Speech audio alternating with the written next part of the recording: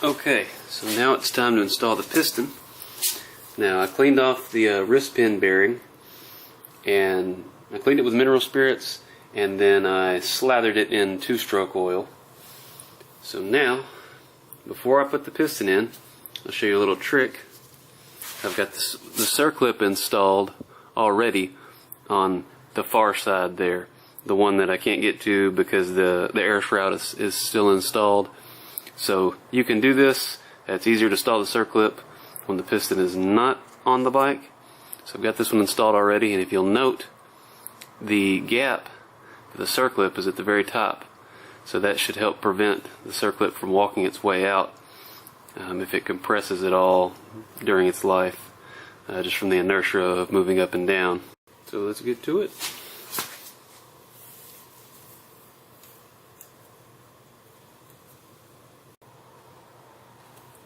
Bingo. I've got anti-seize on the studs already, so I got to be careful to try to not get very much of that on the piston. Already got a little bit on the ring there. A tiny little bit shouldn't be a big deal. So now I need to install the Circlip. So to do that, I have to be very careful, and I've made myself a little prophylactic dam here just in case I drop it, which I'm sure I probably will. And that will keep it from falling down in the crankcase. So now, I'll try to get this in there without ruining the shot. So I'm kind of operating at an awkward angle here. Yeah, this is difficult. This is a pain in the buttocks. This is a little different than most Circlips I've installed. They're usually just in the shape of a C, and this is more in the shape of a G. G Circlip. Get in there. Alrighty, now she's installed, so I'm going to rotate it so that the gap is at the top. Okay, that puppy's in there. Now for a quick tip, I'll show you a little trick. Whenever you're installing paper gaskets, do yourself a favor and put a little grease on the gasket. Now I like to put it on both sides.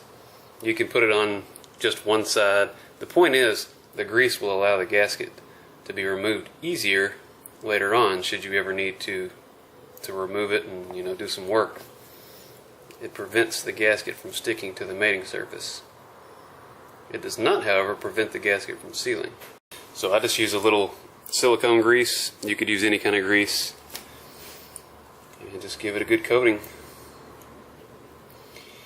You don't know how much time and trouble this has saved, especially on things like water pumps or something that you know you're going to be back into at some point. Put the grease on this, like for a water pump for instance, put the grease on the side of the gasket that touches the engine block. That way, when you pull that water pump off, months, years down the road, whenever it is, the gasket will come off with the water pump, and the block will be clean and ready for the new gasket. And you won't have to do a thing to it. You'll thank yourself later for this one. Alright. Now, out comes the paper towel, and on goes the gasket. Make sure your gasket, the pattern of your gasket matches the pattern in the case. In this case, it does. Get your gasket seated around the base. Make sure it's pushed down over the studs. And it is. Now, come through and wipe off all this anti-seize as best I can. And that may have been a mistake putting that on there, but it's a little late now. Make sure you get your ring gaps lined up with the locating pins. Make sure you have your piston installed correctly. The arrow points toward the exhaust. Now we're ready to install the cylinder. But first, I need to install the intake manifold. That will make things go a lot quicker. Hold, please. Okay, I got the intake manifold installed. These bolts are torqued to 5.2 pound-feet, which is 62.4 inch-pound. I went ahead and reused the stock gasket because it doesn't have many hours on it, and it's a better quality gasket than the replacement. It actually has an O-ring built into it, like a silicone type O-ring. So now let me clean this rings off one more time. just to try to get the worst of it off. Alright, that's going to be good enough. You hold your piston stationary. Actually, I need to go ahead and get this cylinder started because it's going to be a bear to get it on there. I can already tell. It wasn't easy to come off.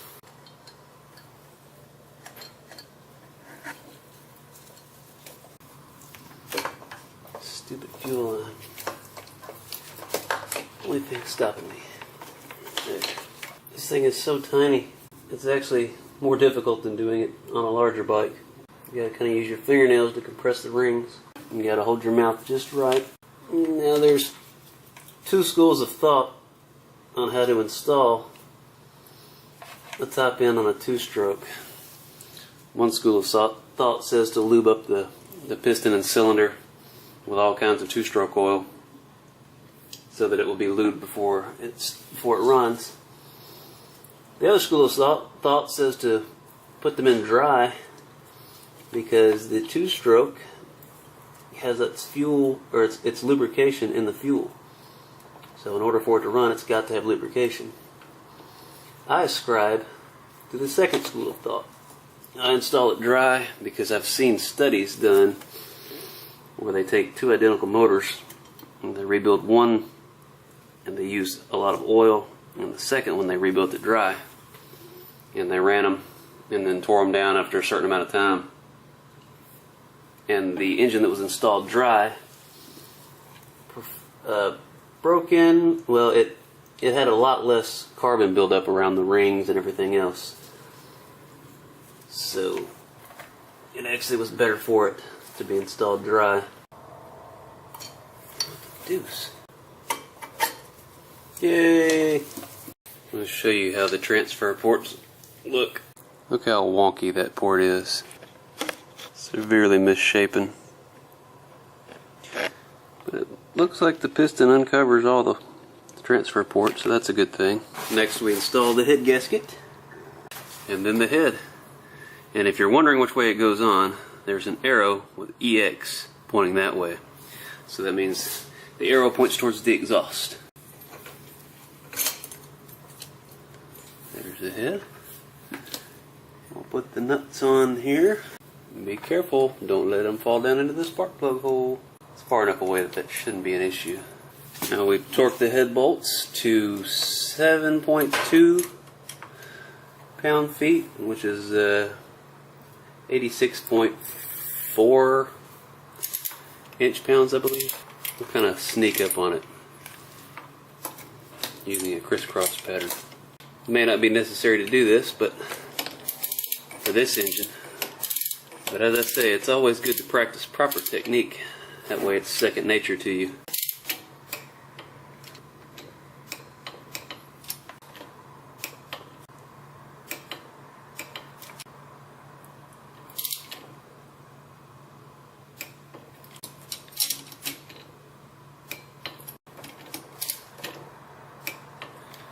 Go through and double and triple check them.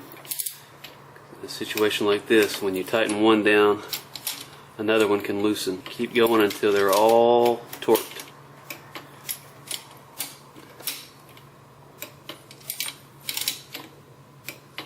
Alright, I'm satisfied with that. Okay, I got my compression gauge hooked up. I haven't run a test yet, but typically when you do a compression test, you're supposed to hold the throttle wide open. Well, I don't even have the carburetor installed right now. The intake manifold is wide open, so there's no reason for me to mess with the throttle. So here we go.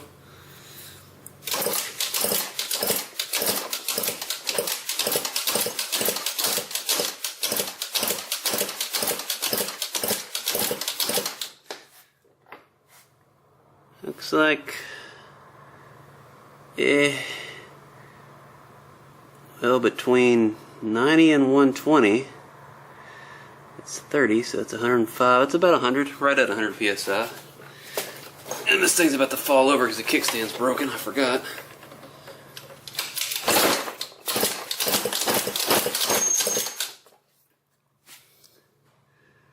That's probably 105, 110. It's hard to get a good kick without breaking this thing. I don't want it to fall over any more than it already is.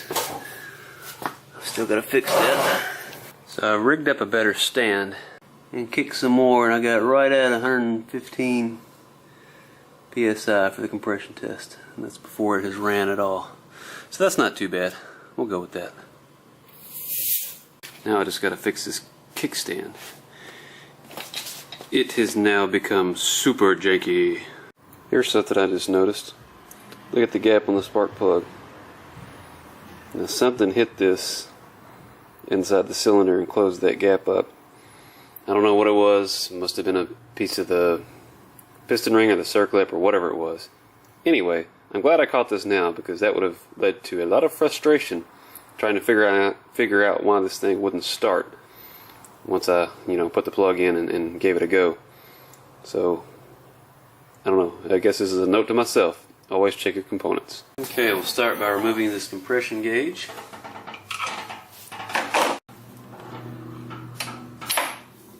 Go ahead and put the spark plug back in.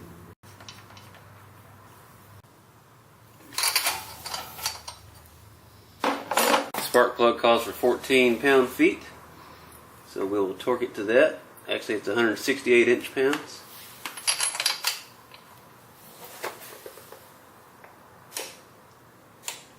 Looky there, my wrist was calibrated perfectly. Plug cap back on there. Slide the carburetor back in. We'll hook up our pulse line to the carburetor there. Oil line is hiding around here somewhere. Oil line snakes around, clips into a little fitting on the intake manifold, and then under the carburetor. Here we go. Now we must tighten the carburetor intake boot. Okay, we'll call that good.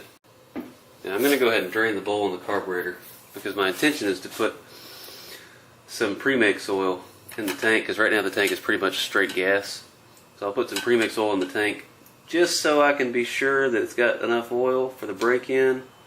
I don't want to go too crazy, because with the oil injection running, if you add oil to the tank, you can actually lean the motor out. Now that doesn't make any sense, but it's true, because if you add oil, you're actually leaning out the fuel mixture, because for a given volume of fuel, there can only be so much. So if you've got oil in there, it's taking up space that the fuel could be using. So in essence, you have less fuel, which would be running the bike even leaner, which is not good. No bueno. But I want to be able to verify that the oil pump is actually working. So just for insurance, I'm going to put some extra oil in the tank, and then drain the bowl. And then while it's running, I'm going to pull this oil injection line off and make sure that there's oil coming out. So let's drain the bowl. Let's be sure to get the biggest screwdriver we got. There's no drain hose on here, so it's just going to leak onto the ground. It will evaporate. That's about all we're going to get out, given the angle this thing's sitting in. Now we have to wrestle with the air box. I dread this, because there's no way to tell if you get it on there or not. Crappy design. Back off with the carburetor. We'll do this the easy way. The way I should have done it in the first place.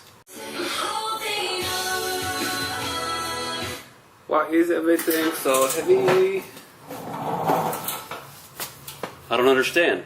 Is something wrong with the Earth's gravity? Okay. I went ahead and drained the rest of the bowl since I could get the carburetor vertical. Now it's just a matter of wrestling this grommet on here. There we go. That wasn't so bad. All that fussing for nothing. Get the carburetor slid back in the boot there. Go ahead and put these screws in.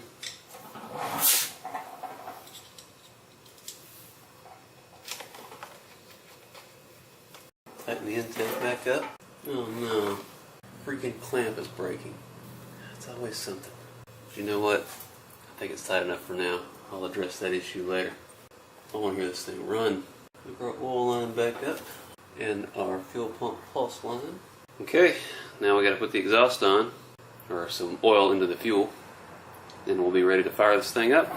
Alright, a little prep work here.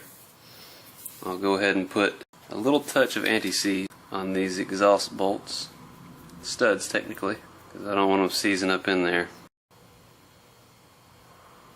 Okay, they're not studs, they're just bolts. So all that crap I said about the nut, the stud coming out with a nut, forget it. I was incorrect, for they are just bolts. put it right here where I'll get it on my shoes for sure. Now for that application, it would probably be better to use copper anti-seize, but I don't have any, so this will do. Copper anti-seize holds up to heat much better.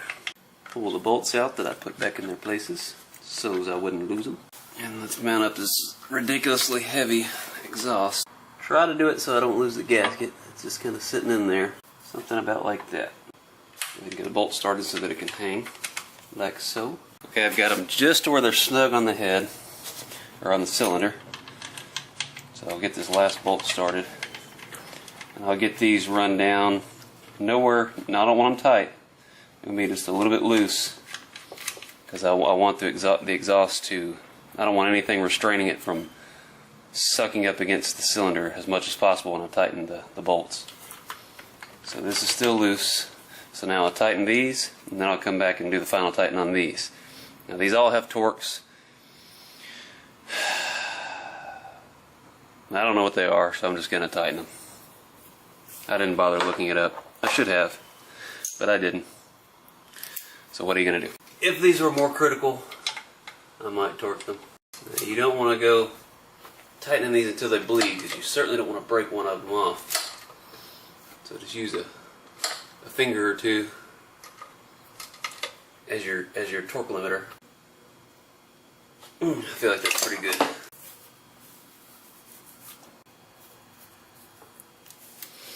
Alright, exhaust is done. Okay, I used my handy dandy ratio right. And I figured the fuel capacity on this scooter is, from what I can find, it's around 3 liters, which is less than a gallon. So I just used it. I mixed it at about between 50 and 44 to 1 for a gallon. It's probably a little bit much, because there's not even a full tank in here. But it'll be okay. I can always add more straight fuel to it once I add this oil. Here we go.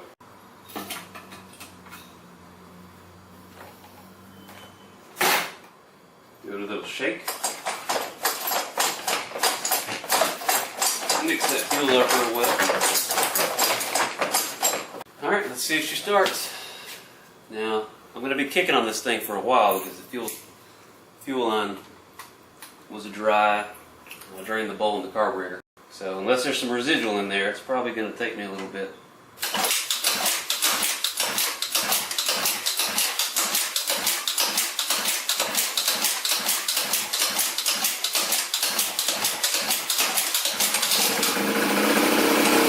It's alive! Alright. Well, that's good. It runs. I swear it used to seem more peppy than that. Maybe it's all in my head, I don't know. It seemed like it used to have quicker throttle response. But I checked the oil line and there is oil coming out. So that's a good thing. So I think now I can't really resist taking it out in the parking lot and taking her for a spin. I'll be back. Hold on! I nearly forgot. The piece de la resistance. The new shroud. Let's pop this on here. What do you say? Easier said than done. I'm going to have to pull that plug out again. Well, whoever took this out really had to work for it.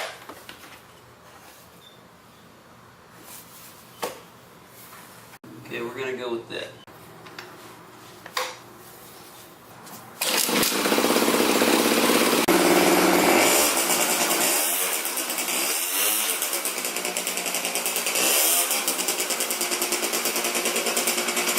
Okay, I'm back from the test ride, and I figured I'd give a few thoughts while it's fresh on my mind. I did have to adjust the idle air mixture, so the air screw, on a 2-stroke it's an air screw. I had to close it up to allow less air to come in. Now, I do not know if that is because there's a greater draw with the new rings and piston and cylinder and all that, or it could be that I have a vacuum leak somewhere. It could be that clamp on the carburetor to intake manifold interface. That, you know, the clamp started to break on me, so I just stopped. So it could be a little loose there. I did spray some carburetor cleaner around that junction, and one time I got the engine to stumble. So there could be a leak there. Aside from that, the performance, it runs fine. I didn't have a chance to get it up to full top speed, but I was able to hit like 37. It didn't seem like it was building anymore though, so that's slower than it was before, and it just doesn't feel as peppy. That could be from the intake leak, and it could also just be from the porting on the cylinder, and the piston shape is different, and those kind of things. So I don't know. So I'm going to get a clamp for it eventually, and fix the kickstand, and then maybe I'll do some more troubleshooting on it once it's daylight and it's actually a little chilly outside, so I may wait till it warms up a bit. So that's where we're at right now. Thanks for watching.